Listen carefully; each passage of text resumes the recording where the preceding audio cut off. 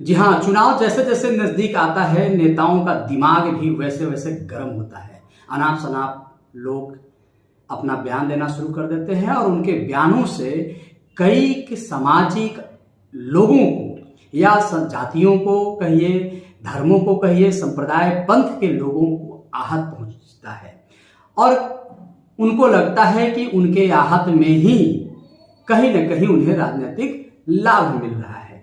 जी हाँ, हम ऐसा इसलिए कह रहे हैं कि पिछले दिनों तमिलनाडु के मुख्यमंत्री एम.के. स्टालिन के सुपुत्र उदयनिधि स्टालिन ने सनातन धर्म को डेंगू, मलेरिया और कोरोना से भी खतरनाक माना है और कहा है कि सनातन को उन्मूलन की जरूरत है। यानी अब देखो, जो हजार आयु रहा है और जिसका इतिहास है, उसको यह उन्मूलन करने चले हैं।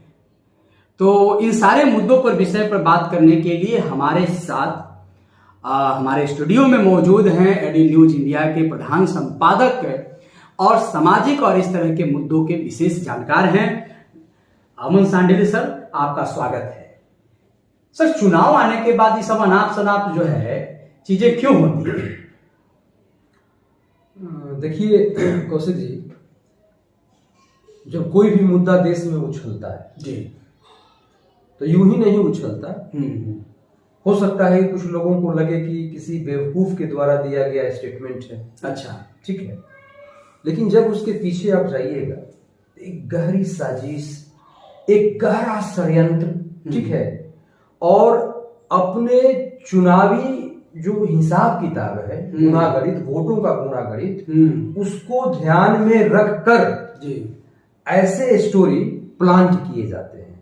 अच्छा। या ऐसे स्टेटमेंट दिए जाते हैं। ठीक है, जब आपने चर्चा छेड़ दी है तो मैं इस पर, हालांकि इस पर मैं बात करने लगूंगा तो 1 घंटा हमको समय चाहिए इसके इतिहास में जब जाइएगा जी, ठीक है ना, लेकिन वहां तक मुझे नहीं पहुंचना है। जिस संस्था ने उदयनिधि स्टालिन को बुलाया था चीफ गेस्ट के तौर पर, तो जो परिचर्चा का विषय था, वहां पर जो हेडलाइन उसका था, जो शीर्षक था, वो लिखा हुआ था इरेडिकेशन ऑफ सनातन धर्म। अच्छा, इरेडिकेशन ऑफ सनातन धर्म को अगर हिंदी में ट्रांसलेट कीजिएगा तो उसका मतलब होता है सनातन धर्म का नाश या सनातन धर्म का पूर्ण विनाश। अच्छा, यानी इस भारत भूमि से सनातन धर्म, या जिसको आप हिंदू धर्म कह सकते हैं, इसका पूर्ण विनाश करना हमारा लक्ष्य होना चाहिए। ये अब आप सोच सकते हैं कि वो जो संस्था होगी, वो संस्था किसी हिंदू समाज द्वारा या हिंदू के किसी संगठन द्वारा, तो वो ऑर्गेनाइज तो किया नहीं गया होगा। उसको ऑर्गेनाइज करने के पीछे नाम नहीं लूंगा, लेकिन आप समझ सकते हैं कि कौन लोग होंगे। ठीक है ना। वहां पर उदयनिधि स्टालिन ने कहा, जो उदयनिधि स्टालिन कौन है, तो ये एम.के. स्टालिन जो तमिलनाडु के सीएम हैं, एम.के. स्टालिन के ये पुत्र हैं और वर्तमान में तमिलनाडु सरकार में युवा और खेल विभाग के ये मंत्री हैं, कैबिनेट मंत्री हैं। 2008 से इन्होंने फिल्म का प्रोडक्शन भी करना शुरू किया, डायरेक्शन भी शुरू किया और एक्टिंग भी इन्होंने फिल्मों में किया है। अवार्ड भी इनको मिले हैं। एक चर्चित चेहरे भी हैं, युवाओं के बीच में बहुत लोकप्रिय हैं। तमिल भाषा की फिल्मों के एक चर्चित चेहरे रहे हैं। तो जो इनका स्टेटमेंट था वहां पर कि हिंदू धर्म या सनातन धर्म जो है, ये डेंगू, मलेरिया, कोरोना से भी ज्यादा खतरनाक है और इसका नाश कर देना चाहिए। ठीक है ना, इनका स्टेटमेंट है। अब थोड़ा सा इससे थोड़ा सा इधर दूर हटिए जी। जिस दिन मुंबई में इंडिया गठबंधन का INDIA गठबंधन की बैठक हुई थी, बैठक समाप्ति के कुछ ही देर बाद ये स्टेटमेंट आया। ध्यान दीजिएगा, क्या टाइमिंग है, उस टाइमिंग को समझने का प्रयास कीजिएगा। ठीक है ना। दूसरी बात कि जब उदयनिधि स्टालिन का बयान आया तो उनके सुर में सुर मिलाते हुए कांग्रेस पार्टी के राष्ट्रीय अध्यक्ष खड़गे साहब के लड़के का स्टेटमेंट आया। अच्छा। प्रियांक खड़गे का। अच्छा। प्रियांक खड़गे, ठीक है।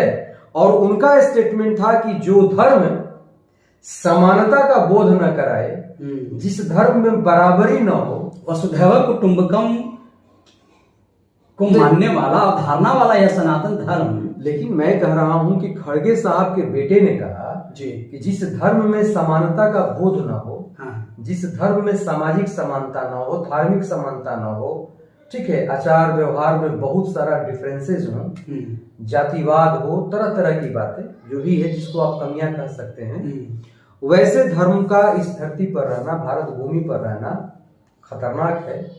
और मैं दयानिधि स्टालिन के बातों से मैं सहमत हूं। ये खड़गे साहब के बेटे का बयान है। ऐसा ही कुछ बयान आपको चिदम्बरम के बेटे का भी आया, ठीक है जी। कुछ प्रतिक्रियाएं भी आई। सबसे हास्यास्पद बात रहा कि अच्छा, उदयनिधि स्टालिन के बातों से सहमत यही लोग नहीं हुए। कांग्रेस पार्टी के वरिष्ठ नेता राहुल गांधी के बहुत करीबी केशु वेणुगोपाल भी उदयनिधि स्टालिन के बातों में अपनी सहमति जताई। अब तो जब खड़गे साहब के लड़का ही सहमति जताती है तो फिर अब कांग्रेस में रह गया। अब इसमें ध्यान दीजिए, दिलचस्प मामला ये होगा कि हमारे बिहार का जो एक प्रमुख दल है राष्ट्रीय जनता दल जी, राष्ट्रीय जनता दल के दो नेताओं का अलग अलग वर्जन था। मृत्युंजय तिवारी ने कहा कि उदयनिधि स्टालिन को माफी मांगनी चाहिए, हम उनकी बातों से सहमत नहीं। जनता में आक्रोश है जी। लेकिन मनोज झा ने कहा कि उदयनिधि स्टालिन के बातों को लोग समझ नहीं पाए, वो प्रतीकात्मक शब्दों का इस्तेमाल करके हिंदू धर्म की कुरीतियों पर प्रहार कर रहे हैं। ज्यादा ना समझदार जो है वो स्टालिन, ठीक है। ये मनोज झा का स्टेटमेंट है। मुझे हालांकि निराश है, मनोज झा तो प्रोफेसर हैं, है ना, उनके विद्वता पर तो हम लोग प्रश्न नहीं खड़ा कर रहे हैं। नहीं, लेकिन इस तरह के बात होते हुए अगर आप कहिएगा, इस कड़ी को हम यहाँ से सर थोड़ा सा हम जोड़ रहे हैं कि हम अपने दर्शकों को समझा दें कि स्टालिन जी तमिलनाडु के मुख्यमंत्री एमके स्टालिन, यानी सरकार, तमिलनाडु की सरकार देश के जाने माने और सोशल मीडिया के सनसनीखेज पत्रकार मनीष कश्यप पर एनएसए लगाया और आरोप था कि मनीष कश्यप ने अपने वीडियो के माध्यम से, अपने पत्रकारिता के माध्यम से एक माहौल खराब करने का प्रयास किया है। स्टालिन साहब, आपका बेटा जो कर रहे हैं, इससे देश का माहौल खराब होगा कि नहीं होगा? ये जो हिंदू बहुसंख्यक जो समाज है, सनातन जो समाज है, जिसके सनातन समाज में आप भी आते हैं, अरे बताओ कौन ऐसा समाज है, कौन ऐसा संप्रदाय है, धर्म है, जहां पेड़ पौधा, पत्ते, जानवर, नदी, तालाब, झरने, किसकी पूजा और सम्मान नहीं किया जाता है? वह अगर समाज है तो सनातन समाज है, जो वसुधैव कुटुंबकम की परंपरा का निर्वहन करता है। और उसको डेंगू और जैसे कि कोरोना से खतरा है, खतरनाक है। इन्हें से तो स्टालिन साहब को अविलंब अपने बेटा उदयनिधि स्टालिन पर लगाना चाहिए सर।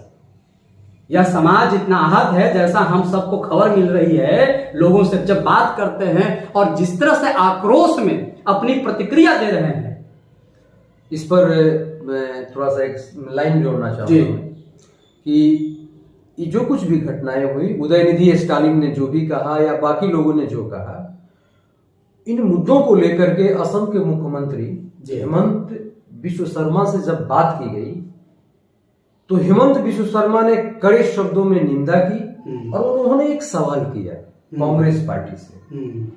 उन्होंने कहा कि हम स्टालिन साहब से हम कोई सवाल नहीं करेंगे। इसलिए नहीं सवाल करेंगे कि स्टालिन साहब की जो राजनीति है या जो उनको विरासत में मिली है, वो हिंदी, हिंदू और आर्य और उत्तर भारत, यही चार विरोध पर उनकी राजनीति आज से नहीं, आजादी से पहले से चली आ रही है।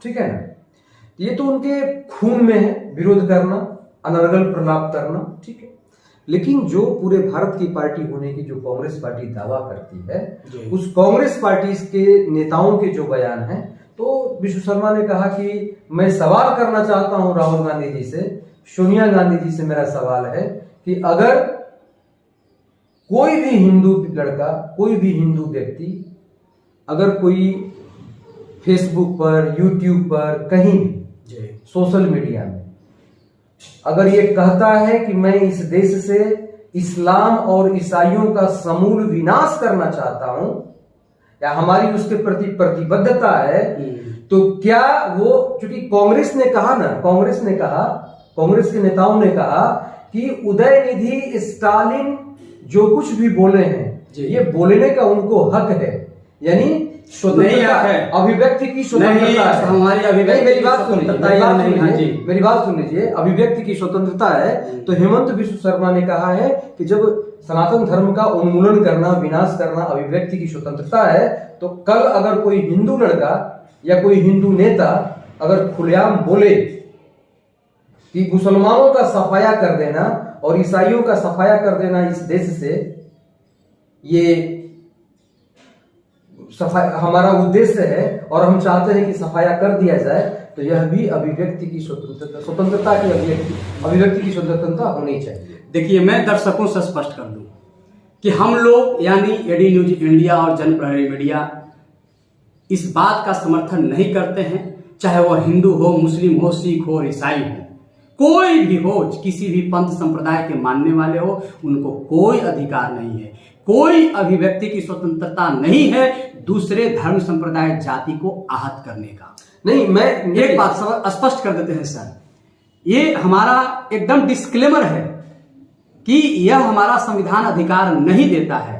फ्रीडम ऑफ स्पीच का मतलब कभी नहीं है कि you should hurt the feeling of the other. तो इसलिए स्टालिन से हम फिर से एक बार अनुरोध करेंगे, मुख्यमंत्री जो स्टालिन हैं, एम.के. स्टालिन, कि आप अपने बेटे को समझा लीजिए और उन पर एनएसए लगाइए, सामाजिक रूप से डांट फटकार करिए कि आप देश के संविधान की जो मूल अवधारणा है उसको आपका बेटा ठेस पहुंचा रहा है, देश की जो मूल विचार है उसको ठेस पहुंच रहा है। और कांग्रेस पार्टी और INDI के गठबंधन के जो शीर्ष नेतृत्व है उनसे भी आग्रह होगा कि समाज में, देश में इस तरह की बातें नहीं होनी चाहिए, राष्ट्र कभी स्वीकार नहीं करेगा। इन्हीं शब्दों के साथ आज की परिचर्चा समाप्त करते हैं, और अभी तक आपने हमारे चैनल को सब्सक्राइब नहीं किया है तो कृपया सब्सक्राइब कर लें और शेयर कर लें, और आप अपनी प्रतिक्रिया, मशवरा, सलाह कमेंट बॉक्स में जरूर दीजिएगा। आप सब को सादर प्रणाम। जय हिंद।